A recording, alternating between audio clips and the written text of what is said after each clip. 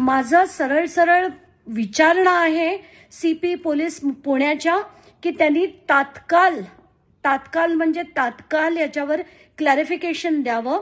जर अजित पवारांनी त्यांना फोन केला होता की नाही हे सांगावं. केला नसेल तर उत्तम, पण केला असेल तर अजित पवारांचा ताबडतोब आज राजीनामा घेतलाच पाहिजे.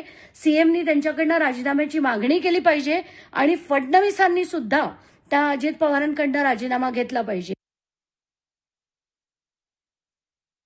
मी अशा प्रकारच्या कुठल्याही घटना घडल्यानंतर कुणाला पाठीशी घाला असं तर माझ्या कोणी तोंडातनं पण येत नाही. उलट कधी कधी मी म्हणतो तिथं अजित पवार जरी दोषी असेल तर त्याच्यावर कारवाई करा, हे माझे शब्द असतात नेहमी आणि सगळ्या डिपार्टमेंटला माहिती आहे. त्याच्यामुळे मी त्यांना म्हटलं की कुणाच्याही राजकीय दबाव आला तरी बळी पडू नका. श्रीमंताच्या घरातली मुलाकडनं घडलेली घटना आहे. कसल्याही प्रकारचं वेगळ्या प्रकारचं दबाव येण्याची शक्यता नाकारता येत नाही. आर्थिक प्रलोभनं दाखवण्याची शक्यता नाकारता येत नाही.